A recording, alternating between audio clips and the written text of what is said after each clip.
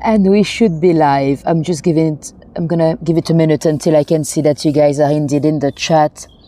It took a few minutes before to start. Prism was having a moment. Hi Sandy. Hi again Tish. I don't know if it was the ghost or if it was just a bug, but yeah, the system was taking its time, let's say. Right, can you guys hear me properly? We are live from Brompton Cemetery. We've got about 4 minutes before to start. We're just waiting for everyone to connect. Let me know in the chat that you can hear me. Perfect. Thank you, Tish. Great to hear. I had a minute of, what do we do? But it seems to be working now. Maybe it is the spirits. Maybe some people don't want me to tell their stories. Who knows? Anyway, some of you know the drill already. I'm going to tap the microphone 3 times. So you let me know in the chat if you've heard it.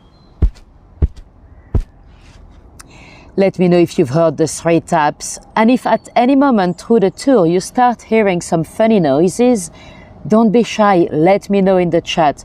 Because I actually just clicked on the video, the replay from last year, and there were some grisling sounds coming on and off, especially towards the end.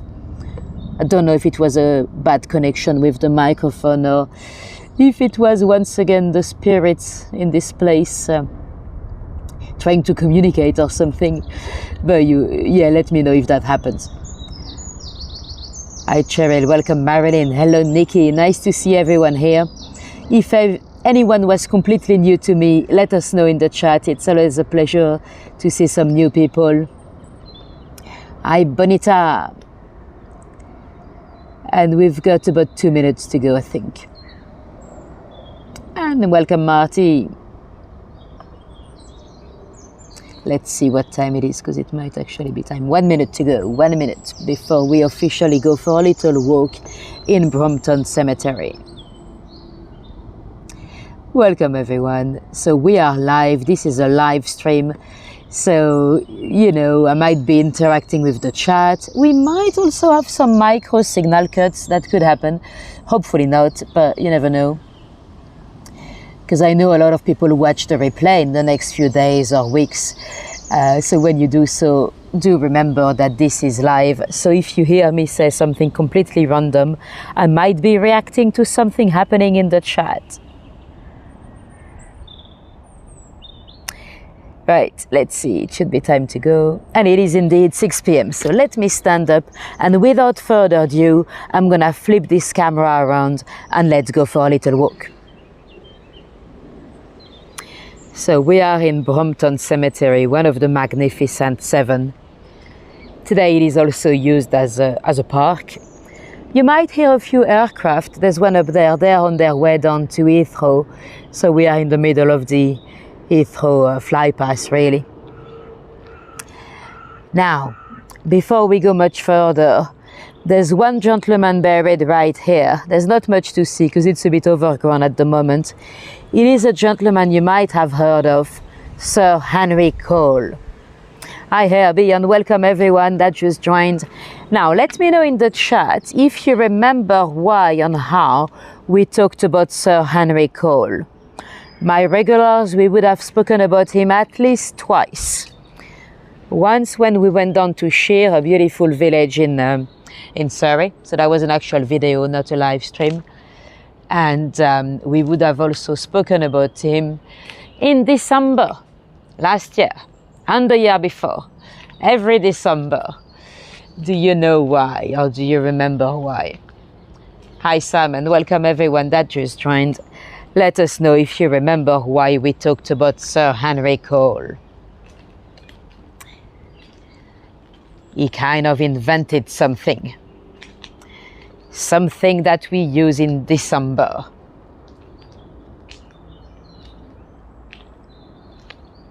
Let us know in the chat.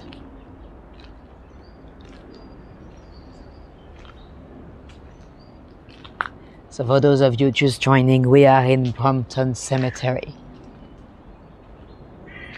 Exactly, Tish. He created the first Christmas card. Let me show you an image So there was an image of him and his family. You can see the kids drinking wine. So that's, he printed quite a few, because that was right after they created the penny stamp, you know. Suddenly we had the first stamp, and it was now the sender of a card or a letter that was paying, not the receiver. So that was the first one. And then the tradition started.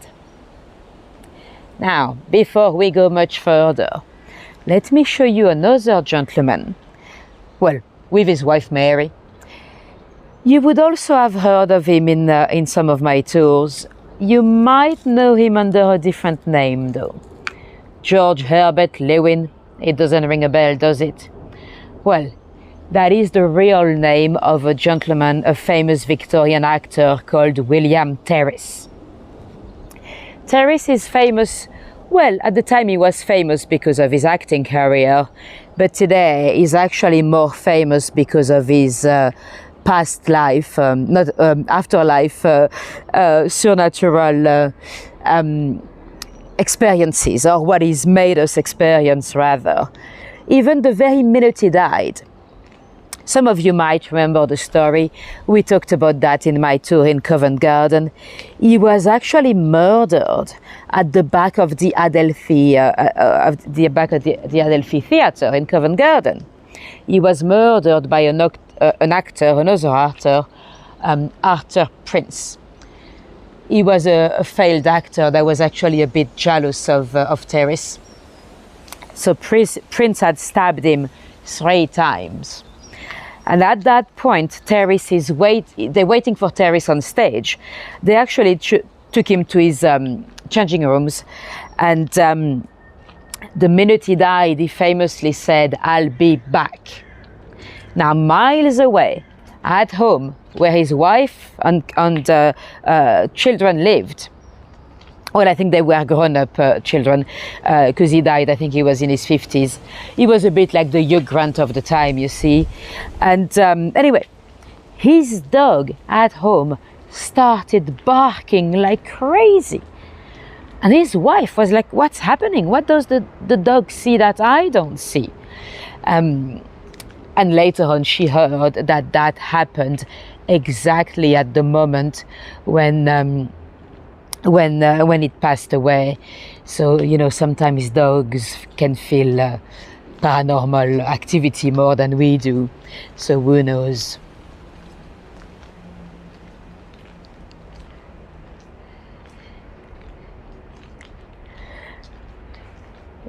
Not a Christmas special, not yet, Marty.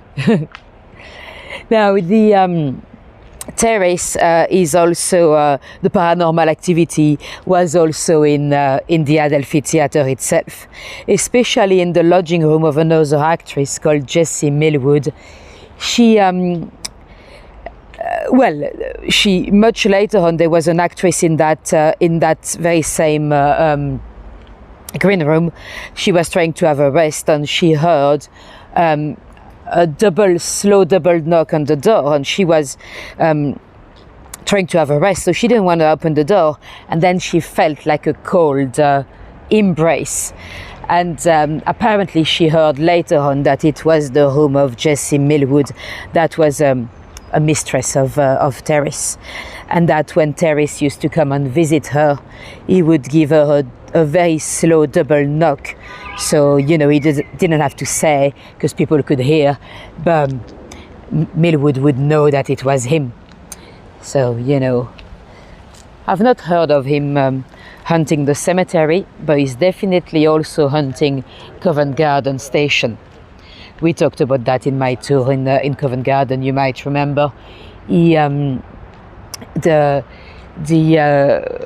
the ghost appeared just before Christmas. Again, another Christmas story, Marty. There was a ticket inspector, Jack Hayden, that had a sighting, and then everyone at the station claimed that they had also seen the same ghost, and eventually they had to invite a psychic and everything at the station. We don't really know why Terriss would be hunting the station. Some claim that in his days, because he was actually dead before the station was built, but some say that in his days he might have frequented a little baker that stood there before, and he was very fond of that bakery, so why not coming back to hunt it? Anyway, let's move on to another gentleman that you would also be familiar with because of some of my tours. That one was a tour in Soho when we talked about cholera. So this is the grave of the physician, today we'll call him an epidemiologist, John Snow. John Snow was originally from York. He had walked all the way down to London actually to study at the Ontarian School of Medicine. You might notice the monument is fairly new. I mean, they've rejuvenated it a few times. He was an amazing doctor, really. You know, when you study epidemiology, of course, you study the cases, but you study the oddities. That's how you learn best. And he was, he was in the middle of a cholera epidemic in Soho. Dozens of people were dying every day. And at the time, you know, they believed in the miasma theory. So they believed that you would breathe in the disease. That basically a bad smell would get you contaminated. And they were quite convinced, you know, even at the plague they used to believe that, and they would do fumigations and stuff like that. And he was not convinced. He believed that cholera was transmitted through the water. Now, it is it's something we take for granted today, but at the time they believed it was in the air. And in Soho, he actually went and knocked at the door of the people that were not contaminated. There was a brewery, the Lion Brewery. And he went and asked, where do you get your water? They said, we don't drink water, mate. We've got free beer. Why on earth would we drink water? Then he, don't feed the squirrels. I've just done it earlier, but don't do it. That's the main entrance. And you can see that this place is also enjoyed by the living as well as the dead, because you see there's a little defibrillator. So for most of the residents, it's actually a bit too late, but you can see some people might need it. You know, some people doing exercise maybe, or people like me. You know, what if I suddenly had a heart attack? Well, you could save me with that. Anyway, back to Snow. He went to the brewery. Then there was a workhouse that was also not contaminated. So he went and asked, where do you get your water from? And they said, oh, we've got our own pump. So he was convinced that the contaminated water came from one pump in particular. And he managed to convince the sanitary board to remove the handle. Because there was another lady that died in Hampstead. That was miles away from Soho. And Hampstead was known to have some good water. He went to ask the family. He was like, where did she get her water from? And the family said, oh, she used to live in Soho. And she was particularly fond of the taste of that water. Because everyone had a favorite pump at the time, you know, because it always tasted a little bit differently, really. So yeah, he was convinced it came from that pump. He had the handle removed. And that worked. The epidemic stopped in Soho. But would you believe people didn't really trust it still? They were so convinced into the miasma theory that they didn't really believe it. Some very influential people like Florence Nightingale were still convinced of the miasma theory. It took another 30 years before people got convinced. But he probably saved quite a few people. Anyway, this is the tomb of another doctor, Benjamin Golding. He was the creator of the founder of the Charing Cross Hospital. He was actually fighting for poor people to be able to be treated. Hi Laurie, hi Sarah, welcome everyone else. And you know, although he was a doctor, he had a lot of money. He was buried here with 9 of his children that predeceased him. So that's quite sad, you know, even with all the money in the world in Victorian times, you know. A lot of infants were to die. You know, the people dying in infancy were quite common at the time. Now let me show you another monument here. We don't actually know very much about him, but Albert Emil Schluss. He was from Germany. He was actually a tourist. He died in a hotel in Hyde Park. You know, at the time, very often you'd be buried where you died if you came from far away, because we didn't really have the capacity to preserve the bodies for long travel. But that's a nice monument.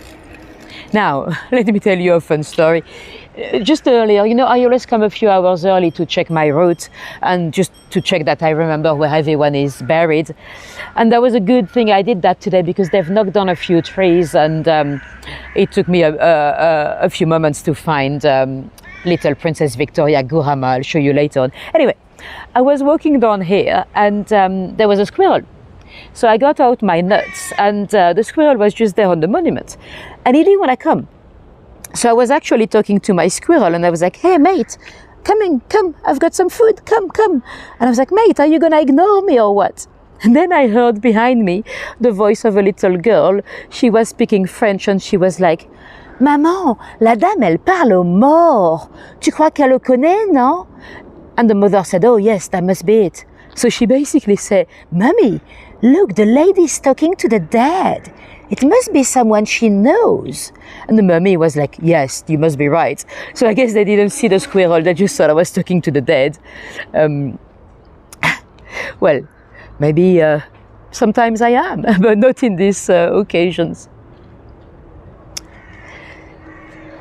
There are quite a few squirrels around here. On wildlife in general, you can also see some foxes or crows or bats. I've not seen bats, but apparently there are quite a few. Anyway, let me show you another lady that you might have heard about in some of my tours. This is the grave of Emmeline Pankhurst. She was, of course, a suffragette. Yeah, but the thing is, I don't know how much they've heard, and I don't know if they spoke much English, but they probably heard me say, "Are you gonna ignore me, really?" Well, usually the dead, they ignore me anyway. I'm not even sure she saw the peanut at all. She probably just heard a few words, because I was like, "Mate, are you gonna ignore me?" Anyway, here is Emmeline Pankhurst. She was a suffragette, although she might have pronounced it as suffragette, because she was gonna get the woman's right to vote. It's the press that named them the suffragettes, but she changed it to suffragette. And she was, of course, the suffragettes, not to be confused with the suffragists. The suffragists, they were those ladies and gentlemen, there were a few, peacefully fighting for everyone's right to vote. I say everyone because let's not forget that before the First World War, not all the men had the right to vote. You had to own property. So the suffragists, they were actually fighting for everyone's right to vote. And the suffragettes, they were, in the definition of the term today, they were, I cannot say this word on YouTube, but it starts with a T. It's those people that commit acts of terrors, because they used arson, they used bombs, so they were tired of peacefully campaigning and not very successfully campaigning. So they started to use violence. They were lucky not to kill anyone apart from themselves, because of course, when you use arson and bombs and stuff, there's a risk, Anyway, Emmeline, she's a very interesting lady, but you might know quite a lot about her. What you might not know about, it's the sculptor that produced the monument. She was born Eva, but she was later on known as Julian. At the time, you see, it wasn't really, I see a squirrel crossing there. At the time, it wasn't really, being a sculptor was not really a job for a lady, You might remember Queen Victoria, her daughter, one of her many daughters, became a sculptor, and she wasn't happy about it, Welcome Ava, and welcome everyone that just joined. Eva Dorothy Allen became Miss Julian Phyllis Allen. She still kept her pronouns. She still decided to be known as Miss. You know, nowadays it's all about pronouns and stuff. So she wasn't, I mean, she probably didn't identify as a man, but she knew that in an artistic career like this, as a sculptor, you probably would be better off as with a name that would pass as being a male. She actually lived for a very long time. She served in both world wars, and she died at the age of 103. She's not buried here. Actually, one day I might take you to where she's buried, because there are a couple of interesting people in that cemetery, including Tolkien's and stuff. So maybe one day I'll show you Julian Phyllis Allen grave. It actually reads Julian on her grave. Anyway, let me show you another very interesting one just here around the corner.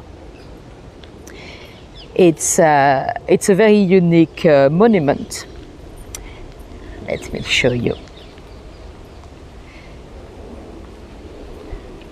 Here it is. So it's Asano Jungai Nagoyonu. And you might see it is written in Japanese. He was Asano was the son of a noble in Japan, a marquis in Japan, or the equivalent of a marquis at least. And he came here in Victorian times to study law.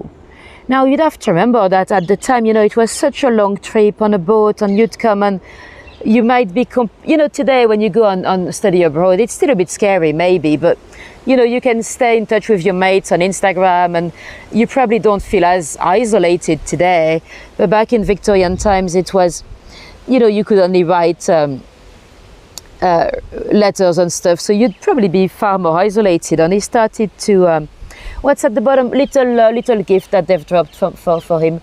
I don't know if it's meant to have any links with Japan, or if it's just, yeah. As he studied here, and you know, he was from a rich family, he had everything, a great future probably ahead of him, but he started to suffer from what they called at the time melancholia. So we're talking about depression really, and he shot himself in the head in his apartment in Kensington. It's very sad, and he was originally meant to be buried here only for a little while, and then they were hoping to move his body, but that never happened. He's still here as far as I know.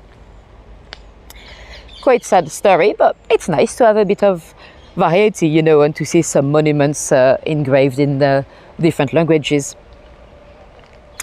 Brompton Cemetery has somehow attracted a few unaliving. We'll talk about that in a moment. When I say if I talk about people unaliving themselves, you know what I mean. YouTube doesn't like the S word. Well, it's not that it doesn't like it, but when you start to talk about that, they have to put all those, little disclaimer on the numbers and stuff, and then you get demonetized. So I try to avoid the S word. Now we are on the main street really in the cemetery, so that's where you've got all those beautiful monuments. The richest one, straight down you see the chapel, but that's where we're heading to. Now, there's another fascinating lady that is buried here. It's, she's buried in a time machine. Yes, you've heard this right, in a time machine.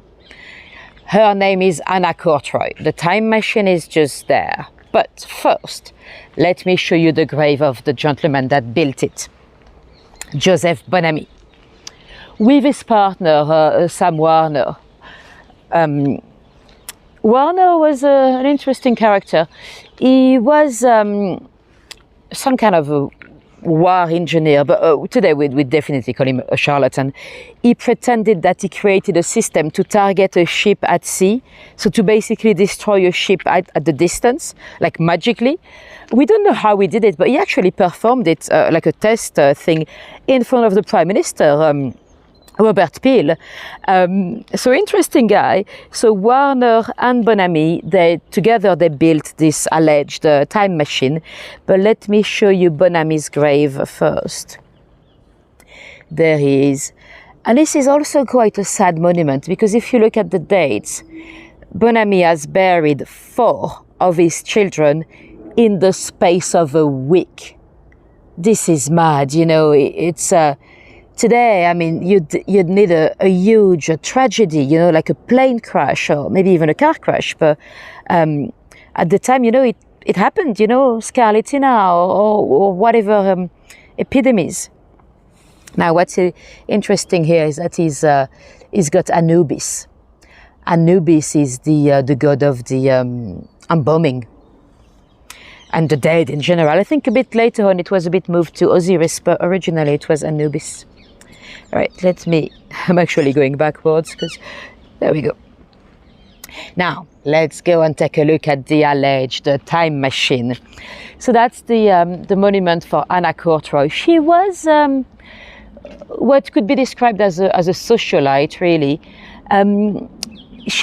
We believe she's buried with her 3 daughters. No one's got the keys, so we don't actually know for sure. She had a lot of money when she died because she had an affair with a gentleman. She was actually working originally as his housekeeper or something. They never married, so she had 3 daughters out of wedlocks. But I think she managed to inherit his fortune. Oh, look, I'm not the only one feeding the squirrels, unless it's the squirrel putting them here, but nuts. 1, 2, 3, 4, 5, 6, 7. I don't know why. I don't know if it's a human doing that for feeding the squirrels, or if it's the squirrels that have just put them there. Usually they bury them for later. They don't align them. Or maybe that's the secret to the time machine. Maybe you have to come with nuts, put them in the perfect angle, and then, you know, it is said that Warner and Bonamy actually died in circumstances that were a bit strange. So maybe they did go somewhere with the time machine. Yes, it's a squirrel with OCD, exactly, Tish. And those symbols are quite interesting. It's not hieroglyphic, but it's almost looking like a language, you know, almost like if it was Aztec language or, you know, whatever. Now, this is the key we don't have. It's not unusual. There are a lot of monuments here where the keys have been lost, but it kind of added to the mystery. There was also, there's a helicopter up there. Let me show you. Oh, it's gone. Sorry for the big camera movement. I was just trying to show you the helicopter. There we go. Yeah, so the mystery is still there. And there's a musician that used the alleged time machine, so the mausoleum on his album cover, so that kind of made it even more well known. And no one's gone inside, so we still don't know if they'll be able to make us travel in time. Now let's go through the back streets here. There's actually the dog, I don't know why there's a dog alleyway to my left. It's not like if the dogs were not allowed anywhere else, but there's one little alleyway especially for dogs where we were earlier with the William Terrace monument. I suppose it's probably for humans that don't like dogs. If you're scared of them, well, you don't go down that side. Because there's quite a few people walking through, so you've got people doing exercise, but you also have people going home, because it's a bit of a cycle highway, really. And another aircraft up there. I wonder where they're coming from. Well, I don't wonder that much. There's actually an app that you can download, and when you see a flight above your head, it tells you all the information. But I don't care enough to download the app. Now, let me show you one mysterious grave. I don't know anything about them. Well, you know, it's fairly easy for me to run a tour in Brompton Cemetery because it became public in 1852. Although it's one of the Magnificent Seven, it was built as a private cemetery and then it became public. So there's actually a lot of information, a lot of records, and you can buy all the publications from the Friend of Brompton Cemetery and get a lot of information. But yet you don't get information about every single grave. And look at this one. I have no idea what's the illustration, what's the engraving. It looks like someone giving food to an empty chair, or someone begging to a throne. No, I don't know, I don't get it. Let me know what you see, but I see someone feeding an empty chair. So that's an interesting illustration. So I guess Joshua and Sarah would know what it is, but we don't. Yes, there's a huge lion behind me. Let me show you. That is the grave of a chap that was a bodyguard for, I think, George IV. He had a very impressive lion. So that would have been the king's bodyguard. You like the food to the empty chair? Well, do you see anything else? Do you have any other suggestions? Maybe paint. Yes, that would be. I didn't think. Let's look again. Yes, actually, it might be a painter. Yes, because there's a kind of a frame. Hold on. Yeah, you're right. He's probably painting something. It doesn't really look like a painting. What do you call them? The tripods and stuff. But yeah, I think that would make more sense if he was an artist. Yes, totally. Your squirrel are burying the nuts. Usually they do. They don't usually place them on a monument. I suspect it might be a human, but what for? I don't know. There are a lot of mysteries in this cemetery. Now, let me tell you about another lady that's buried here somewhere. We're not gonna go to her grave because there's nothing to see. She was buried in a communal grave on the other corner. The communal graves, they were. You'd be buried with strangers, but you'd pay. It wasn't the same as a pauper's grave. Pauper's grave, you wouldn't pay. It's when you were extremely poor and the parish would have to cover the cost. The communal graves, you'd still pay, but what they would usually do is they'll dig the grave, they'll put one casket, they'll leave it open, they'll put a second one, a third one, and up to 10 or 4, sometimes even 14, and then only they'll close it. So it was much cheaper than a private grave, of course. She was an interesting lady, a courtesan. Now, the courtesans were not exactly the same as the normal sex workers. You know, courtesans would be well, usually they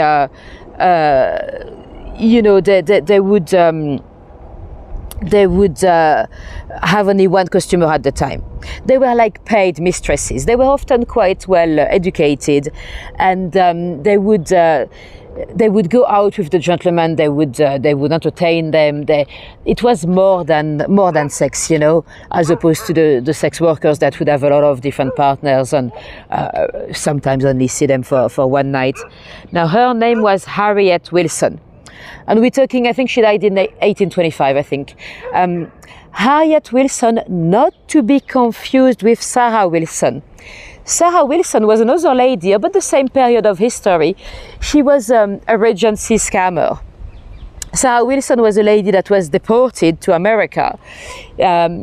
You know, back in the day, before they were deported to Australia, some people were deported to America at first.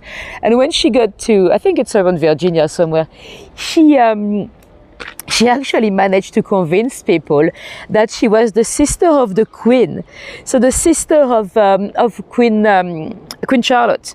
And it's mad because she made a lot of, not necessarily a lot of money, but she was welcomed as a guest. People would invite her to their place, and she had a great time in America when she was meant to be a prisoner. Anyway, so that's Sarah Wilson, not buried here at all. Oh, thank you, Linda. Thanks for the tip. That's very much appreciated.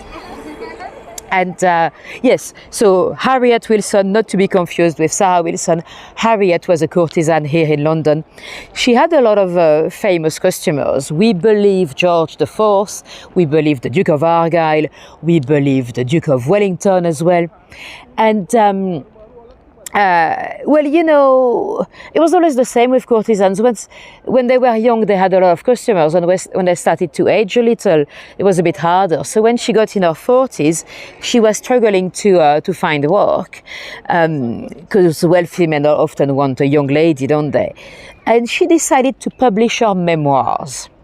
Now, that was already quite a popular genre, the memoirs of a sex worker, you know, but she was very smart about it. She didn't publish straight away, so she was gonna name on shame, but she started to do a few manuscripts, and she would send a copy first of the chapters, because they would be coming out chapters by chapters, and she wrote to the who it may concern, saying, well, if you give me £200, I never publish. If you give me £20 a year for the rest of my life, I don't publish. And she would basically blackmail them. It worked with some of them. We believe that George IV actually paid up. The Duke of Wellington famously said, publish and be hanged. And she did publish quite a few names. I think later on, she was Wilson, but she was born Dubochet. Not French, but Swiss. But she did move to Paris later on, and then eventually she died here in Chelsea, and she's buried here in a pauper's grave.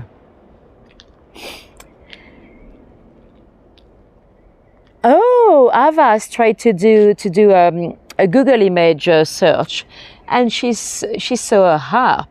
Okay, so that could be a musician performing for an empty chair. Why? I mean, maybe, I don't know. It was the empty chair is the big mystery then. But okay, so why not? Now let me show you another person you would have heard of in my tours. It is Roderick Murchison and his wife Charlotte Murchison. 10 points. If you remember why and how, or maybe where, we talked about Charlotte Murchison. Do you remember why we talked about this lady? I'll give you a clue. The husband, Roderick, he was a geologist. She also was into the science of rocks and stones and all that. Let me know. Oh, you've done the same, Nikki, and it says morning woman. Yeah, that doesn't really give us an answer to an empty chair, because they're dead. Maybe that would make sense. They're missing their partner, so they're kind of mourning an empty chair. Maybe. Anyway, do you remember why we talked about Charlotte Murchison? Hi, Sarah, you don't? I'll give you another minute and then I'll show you. I can give you a clue. That was down the south coast. So it wasn't a tour here in London. It was a tour on a beach location. Oh, it's a bit windy now. Sorry if it's moving the gimbal a bit.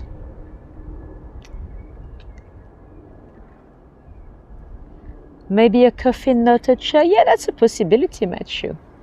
Yes, exactly, Emma, you've got it. It was in the tour where we talk about Mary Anning, a very early paleontologist. And I'll show you where you would have heard about Charlotte. Charlotte is the lady that has inspired the character in the movie Ammonite. So again, there's no evidence that there was ever a love relationship between the two. So did any of you, exactly, Lyme Regis, Nikki, yeah. Did any of you watch the movie after we did the tour? Roderick, by the way, the one buried here with Charlotte, in the movie there's a scene with him with frontal nudity for absolutely no reason. It's a bit fashionable nowadays in the movies to have male frontal nudity for absolutely no reason. But anyway, yeah, the thing is, we don't really know if Charlotte ever had an affair with Mary Anning. I think it's a fair speculation to say that Mary might have been a lesbian, but actually in the movie, the character of Charlotte being a bit younger and everything, that might have been inspired by another girl as well. Because I think Charlotte Murchison was actually a bit older than Mary Anning. They might have had an affair, who knows? You know, although we've got some of the letters and stuff, it's quite hard to tell from a letter if we're just talking about friendly love or anything deeper.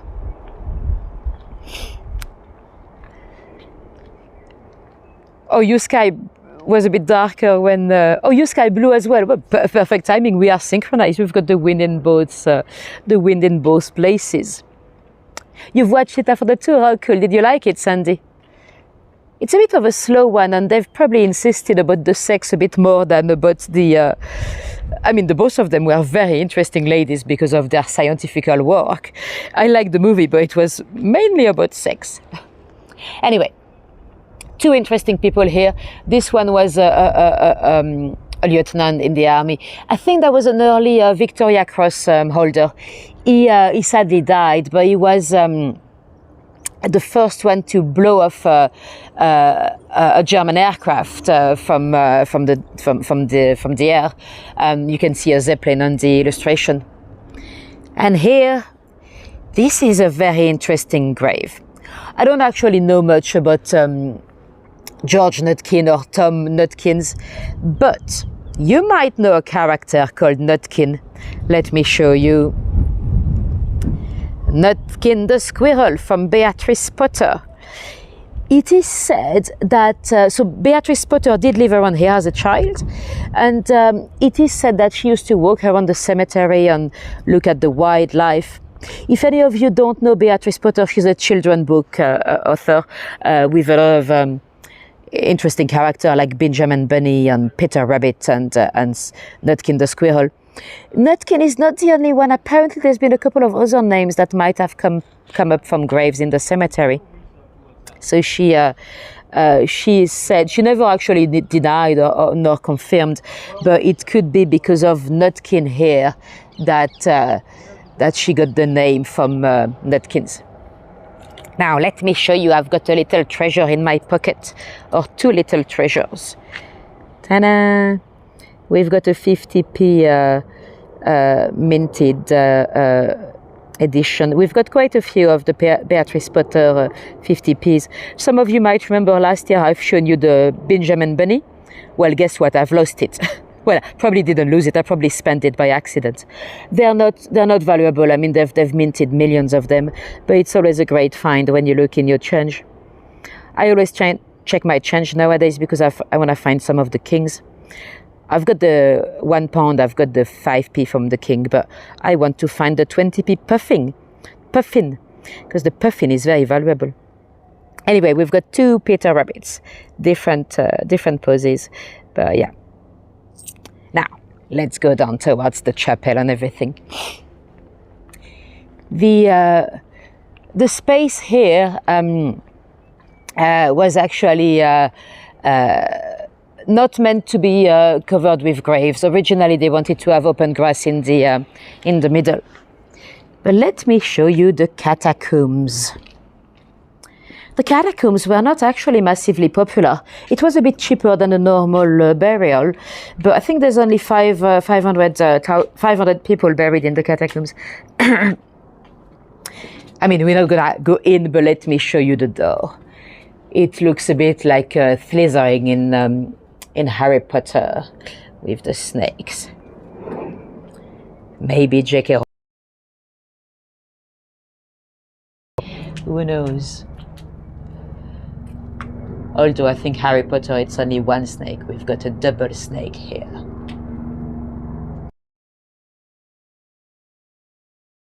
Newfoundland. Oh, that's cool. Well, I'd like to see a real puffin as well, but they're quite hard to spot, I think. Now, let's go down towards the middle to show you the best view. And over the wall, you might see a bit of Stamford Bridge. We'll see a bit of Chelsea Football Club.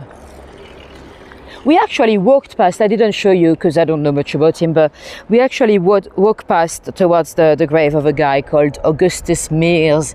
He's the guy that created the Chelsea Football Club in 1905. Now that's the stadium, the Chelsea Stadium.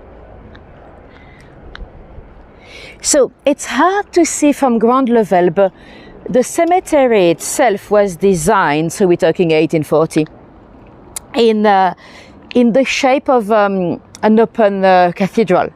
Apparently it's been built on the shape of the St. Peter's Basilica in Rome. Let me show you a view from the sky. It's going to be much more obvious. So you see it looks like an open, it looks like a cathedral, you know, an open air cathedral.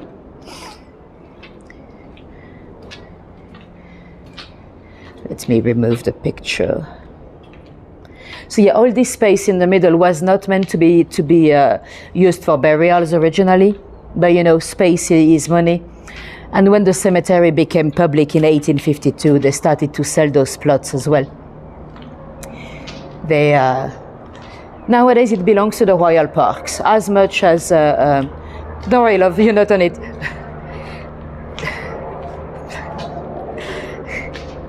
No comments.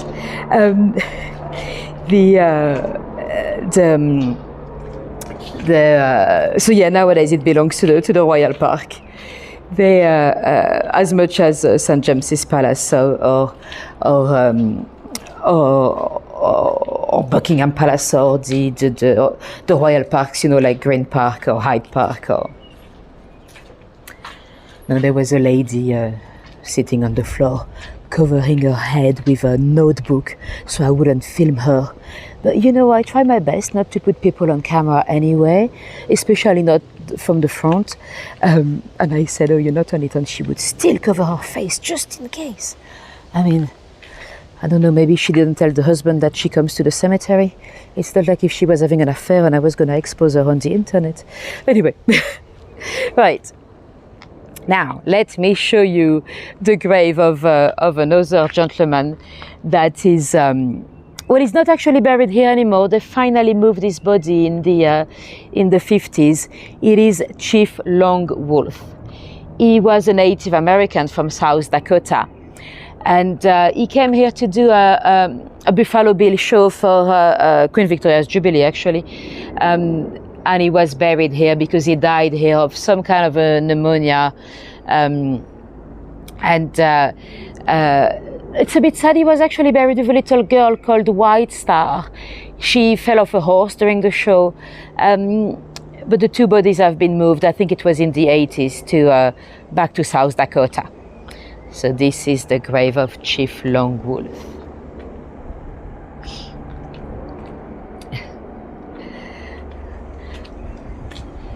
Yeah, it's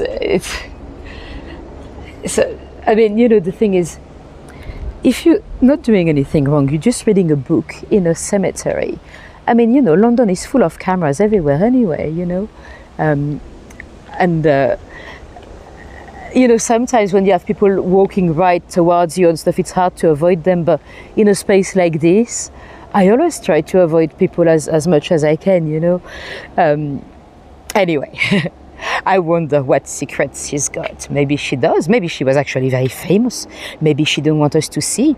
Maybe, well, maybe she was, I don't know, a famous actress. Who knows? Maybe we've just missed Gillian Anderson, guys. Or she was very light blonde, so I don't know who that could be. Right, talking about famous people, we're gonna turn down here to show you another very interesting lady. She was a Marchesa Luisa Casati. Oops, sorry, making you walk right into the leaves.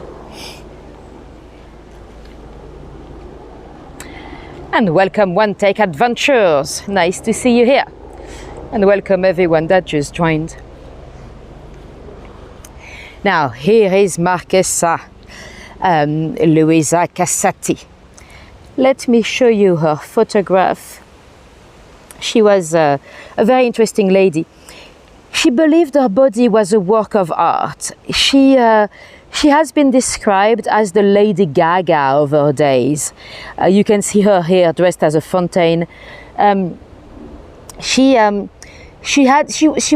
was very rich. When her parents died, she got a lot of money, and then she had no titles though, so she married a marquis, although they very quickly got bored of one another. She was openly bisexual, although I don't know about many lesbian affairs that she might have had, but I know she almost broke out a lesbian couple in Greece because she posed naked for one of the ladies. Let's see what people brought her. A lot of money. A lot of euros, but that would make sense because of course she lived in Italy and in France. Apparently there was one party when she refused to invite Coco Chanel because she thought Coco was very boring. And a chest piece, I think that is. She was a bit of a muse. She was inspiring quite a lot of artists. People give her money on her grave because she ended up being in poverty in Primrose Hill, I think she lived. Apparently she was sometimes looking through the dumpsters to find a bit of feather or a bit of unusual decorations. Although you don't have to be poor to look through the dumpsters, you know, sometimes you find some interesting items. And she was a very eccentric character. She loved animals. She had 2 cheetahs, but she probably didn't treat animals as we would think acceptable today. For example, she used to slightly sedate snakes. So she would literally drug snakes to wear them as a necklace, you know. So she'd turn up at parties with snakes half sleeping around her neck. Today we probably wouldn't find that okay, really. And she, a very interesting lady. So she's buried here. Sometimes people bring her like little bottles of gin and stuff like that. So people still remember her very, very much. Now I've got to be careful because there's one lady down here to my left I don't want to miss. It's a lady called Emma Shaw. She was the first person to be buried here in 1840. The cemetery was not even fully finished, but they already buried her. She died, we believe she died in childbirth. There's not much record about that apart from the fact that she was married to a gentleman 10 years older, and the baby probably died as well. Maybe not straight away, but in the next year census, the husband was recorded to be childless. So that would have been the site of her grave. So first lady to be buried in Brompton Cemetery. Now, some of you might be like, why do we care? To be honest, when I started doing tours in cemeteries, quite often people would ask me, who was the first person buried there? And very often I would know the answer because I would have read it somewhere. But part of me was like, why do we care anyway? And I found out fairly recently why we care. It's because, well, especially in medieval times, when they started a new burial ground, they believed that the first person buried there was going to be some kind of a guardian. So Emma Shaw is now the guardian of the cemetery.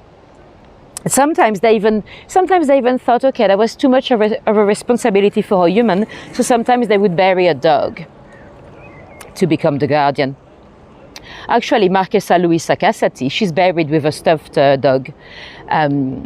Taxidermied, because I don't want you to think she's buried with a soft toy. No, with an actual dog that's been preserved. I don't know whether they'll be allowed today. I don't know if you can be buried with anything you want. I don't know if you'd be allowed to be buried with a taxidermed, I don't know how you say it, but preserved animal today. Now, let me show you another beautiful monument. It is the grave of Robert Coombs. Not to be confused, we talked about another little Robert Coombs in Tower Hamlet Cemetery. He was a very young murderer. You might know the little boy that killed his mother. We need to go back to Tower Hamlet Cemetery eventually. So, but yeah, that's a different Robert Coombs. He was a rower, actually. He was a champion. He was the fastest on the Tyne River, and probably the Thames as well. So that's his grave. Now this is the exit straight ahead, or the entrance, depending which way you came from. But we're not ready to exit. We're going down that way to talk about some murder. There have been a few people unaliving themselves in the cemetery, and we have a double murder victim grave down here. But first, let me show you a nice little spot if you want to come cottaging. The cemetery was very much of a pickup point in the 70s for the gay community. As many other cemeteries, like some of you might remember when we were in Nunhead. Nunhead was also a pickup point, but for straight people as well. Here it was mainly for gay boys. And it was a bit sad because in the 70s, sometimes you had what they called pretty police officers. They would approach those young men down here, and then they would arrest them for soliciting. So they would pretend to be interested, and that's really bad, but sadly it happened here.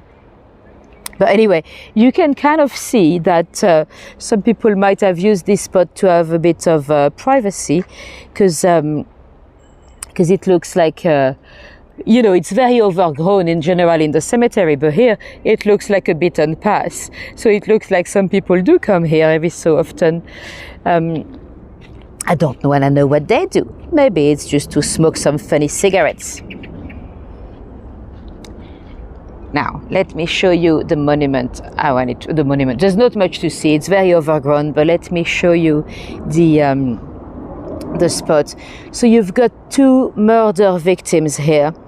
You had a gentleman he was the chaplain of the cemetery. Well, the assistant chaplain. We've got, of course, you've got a chapel, so you need someone to perform the funerals and everything. His name was Elias Woolin. He was 84, so he was quite an old chaplain, and his assistant or housekeeper rather, and boss, was also killed. What happened is the two of them had disappeared, and the chaplain had a lot of friends in Lincolnshire. So at first they didn't worry. They thought he might have gone to visit some friends in Lincolnshire, and eventually he didn't come back. So they decided to investigate. He had a couple of properties down here in Chelsea. And when they went to one of them, in the kitchen, they found a box. Let me show you an illustration from the Illustrated Police News. So they found the box. Sadly, the body of the housekeeper and boss was found inside. So that's quite a shocking discovery. And then in the garden, they actually found he had buried the body of Elias, the chaplain. The guy was caught. He was some kind of a handyman that would take some odd jobs for the chaplain. He had the keys to the flat because he was doing some jobs. And we think it's just a robbery gone wrong, or gone very wrong. And the guy was called Walter Miller. He was caught and he was hanged, but we are in 1870, so it's no longer a public hanging. It's inside of the prison. And he tried to escape the gallows, so that was ridiculous, but he tried to kill himself by running into a wall. That didn't work, of course. He just got a bit hurt. And then, because they wanted to make sure he didn't try that again, he actually he was sent to the gallows attached to a chair. So he was hanged on his chair. And as you can imagine, that wasn't the best idea. He actually struggled more, because then they had to give him a bit of a longer noose, and he was struggling for several minutes before to die. Now, this is another very sad spot. Literally just under the tree. I mean, the tree would have grown out of the grave of a lady called Hattie. Well, Henrietta Dredge, but she was known as Hattie. What happened with Hattie, she died in 1907, and her husband, Albert Dredge, he was a war veteran. He had fought some war in South Africa, I think. He didn't really recover from losing his poor wife. Well, he looked like he was trying to. He was about to get married again and everything, but he would come to the cemetery and apparently he could hear her calling him. And one day, he's there on top of the grave. He's kind of kneeling down like if he was praying. The gatekeeper is actually just down the alleyway there. The gatekeeper actually saw it. Albert suddenly removed his hat and shot himself. He had 2 letters in his pocket, one apologizing to his brother and another one apologizing to a girl called Rebecca Payne. That was the girl he was meant to marry 3 days later. Apparently, he stated in the letter to his brother that he could hear Hattie. Hattie would be calling him from the other world, and he would hear and see her as well. So that's why he committed that desperate act. Hattie, not Natty, Mike, Hattie, Harriet. Not Dredge, hold on, I'm a bit slow. Dredge, Dredge, or Dredgy, I don't know, Dredge, I think. Now, Albert Dredge, that was the last one of a long series of unaliving themselves in the cemetery. So there is something about Brompton that drives people to the S word. The first one, that was actually in 1888. Now, 1888, I know it's a very infamous year in my tours, nothing to do with Jack the Ripper. It was a young lady called Sarah Granville. Oh, there's a fox. Did you see my foxy friend? He's a bit far, but there was a fox. Unless it was a dog, but that looked very much like a fox to me. The Sarah Granville, she was 39, I believe. She was found only a few hundred yards from her parents' graves. She was a spinster. I hate that word, a spinster, but she had never married. Well, she probably also developed what they would have called at the time melancholia. She went to 3 different pharmacies to buy 3 bottles of laudanum, an opium medicine. We've spoken about laudanum a lot in my tours before. So she took her own life with she drank enough. I mean, 3 bottles, apparently that was enough to kill 5 people. So of course they tried to revive her, but there was absolutely no chance. So that's in 1888. In 1892, there was another case. It was the case of Alice Franklin. She came with her sister, Emily, and 2 friends actually, to drop some flowers and the monument of their aunt, I think it was. The cemetery was actually closing, but they spoke to the gatekeeper and they were like, "Oh, we'll be quick. We're just going to drop some flowers and we'll be back." So the 4 girls went in, and there's actually a guy that followed them. The guy was called James Boursell, and he actually fired his gun. We don't know why. They didn't know each other, and the girls, poor Alice, didn't realize she'd been shot. They had heard the gunshot, but with the adrenaline and everything, she didn't actually feel it, and she passed away. And the guy James actually shot himself as well. His body was found. They couldn't find him a motive. Nobody knows why he's done that. So another one, and there was a last one that was sadly quite similar to the gentleman we've just mentioned, Albert Dredge. That was in 1898, so just before the turn of the century. Frederick Blake, I think he was in his 50s. He also had lost his wife. He was a lawyer. He had gone through depression as well, I'm afraid. He had tried to save himself. He had gone traveling to see if he got any better, and sorry,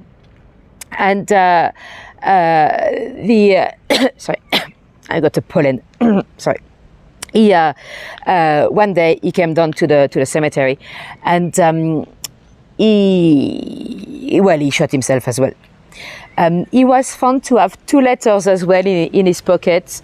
One to apologize to his brother, so quite similar to Dredge. And the other letter was quite interesting. The other letter was for the coroner. So he actually left a little letter to apologize to the coroner for giving him some work. Right. Let me show you one last little lady that's buried here. You did rewind, and it's definitely a fox. Nice. Yeah, I had some doubt because he looked a bit dark, like if he had some black spots. But yeah, it definitely looked like a fox to me. I love my foxes. We have in residential areas like this part of London, especially the leafy ones, we have on average 20 per square kilometers. So that's a lot of foxes. And they're getting bolder and bolder every year. It's not that rare now to have a fox entering your living room. Twice now we had a fox on a London bus. Last July we had a fox in a public library in Twickenham in South London. They had to evacuate the library because the fox was on the sofa. He didn't want to go. And some of you might know 2 months ago we had one on the south coast in Southampton. He boarded a cargo ship. He's now in New York. They took him at the zoo at the Bronx. So yeah, we have a lot of urban foxes. Anyway, now that's the time when I actually regret not wearing some proper shoes. I'm wearing some kind of mules, and I already got cut earlier because there's a lot of, what do you call them, the bumbles? You know, the blackberry bumbles? Humbles, yeah, those ones. So I already got cut a bit, but we've got to go down this way, I'm afraid, because we want to see little Princess Victoria Gurama. Yeah, see, guilty, those ones. They cut me earlier. But that's my fault. I should be wearing some proper shoes when I go to those very overgrown cemeteries. If you ever visit the magnificent Brambles, thank you. If you ever visit the Magnificent 7, apologies, I'm a bit slow, but I hope there's no snakes. Hold on, I'm stuck, it's attached to my trousers now. Yeah, if you ever visit the Magnificent 7, you shouldn't do what I'm doing right now because it can be a little bit unstable. The grounds can be a bit unstable, and you could end up in a grave, or you could end up with a monument. The Shambles, that's a street in York. Shambles, I think it's called. Right, hold on, I'm nearly there. Sorry, my friend, I'm gonna step on your grave because it's safer. Right, where is she? Oh, she's down there. We still have more grumbles. What did you say? Brambles. Right. Hold on, I'm gonna go down this side. It's gonna be easier. It's never been that hard to reach little Victoria, but they've not cut out the brambles for a while. Well, in a few months we should have a lot of nice blackberries to eat. Although I always hesitate before to eat anything growing in a cemetery because you see, it's growing with dead bodies' juices, you know. So a lot of people come foraging in the cemeteries, but I'm a bit like, Right, here is Princess Victoria Gurama. Let me show you her picture. Oh, where is she? Oh, there she is. She doesn't look very happy. Well, to be honest, she probably wasn't very happy, but you'd have to remember that in Victorian times, you didn't really smile on the photograph because it was a long exposure, you know, it would take 2 or 3 minutes. So it was quite difficult to hold a smile for that long. So she probably didn't mean to look sad, but she was sadly quite sad. She was a little Indian princess that had been that had been adopted by Queen Victoria. Let me remove the photo. And you know what, let's go back to a more stable ground. Yeah, you know, at the time of the British Empire, Victoria would kind kind of kidnap those little prince and princesses, and they would force them to give gifts, you know, like Dulipsite and his Kohinoor diamond. Officially, that was gifted to the queen, but you know, you had those people going in there and they'll be like, oh, that's very nice, that's lovely. Do you give it to the queen? Yes, you do. You give it to the queen, right? Yes.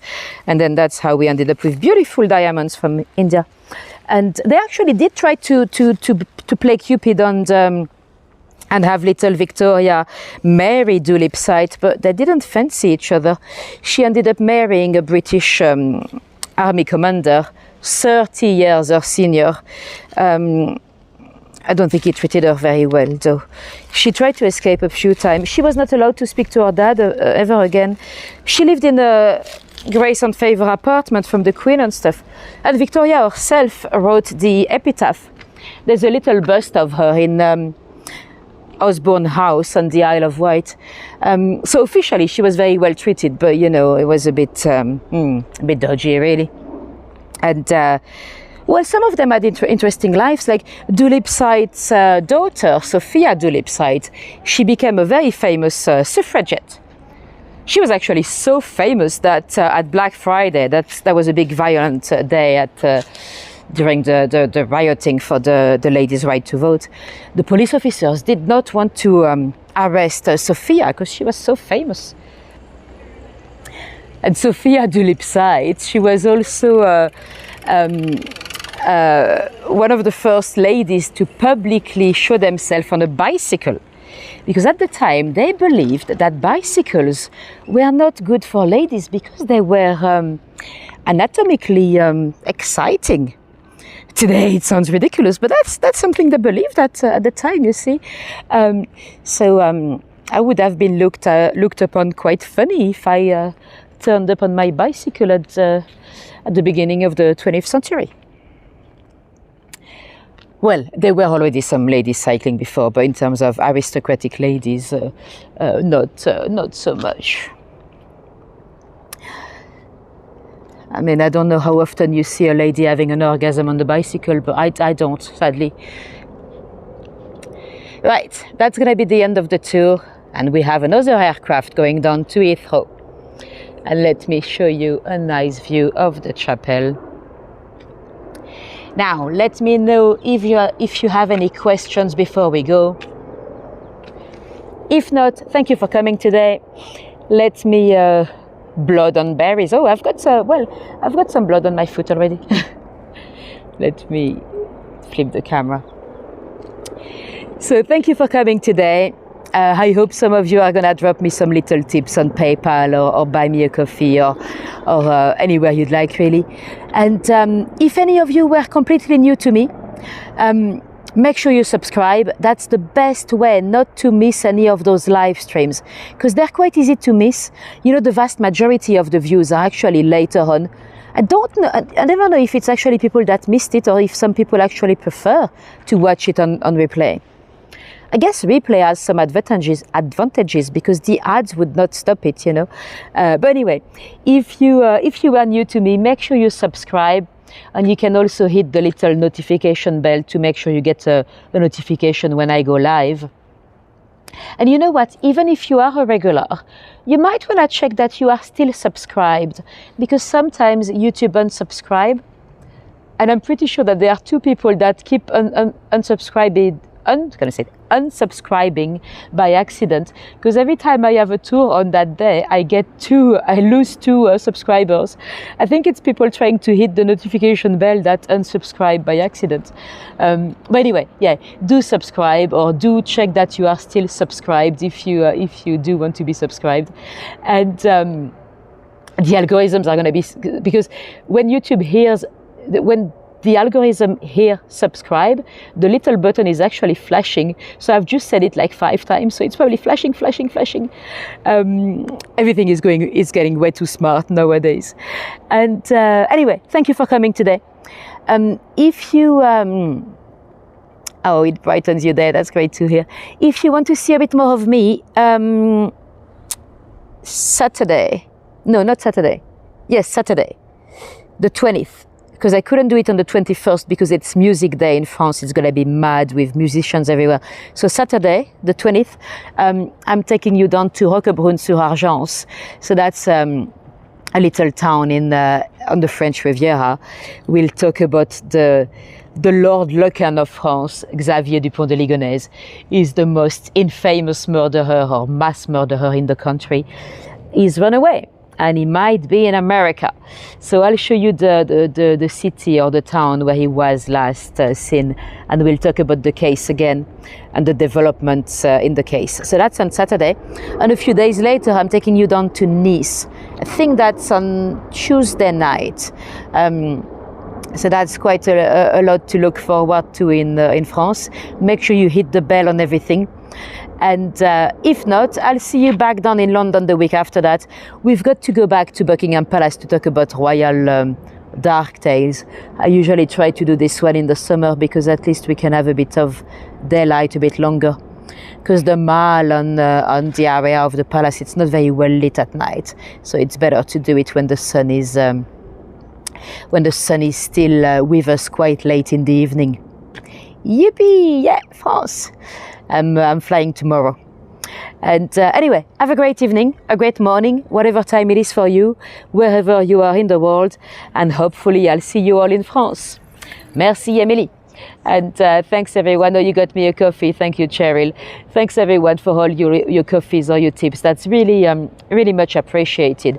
It is really thanks to your generosity that I can keep going and do new tours and all that. Right. Have a good one. See you soon. Bye-bye.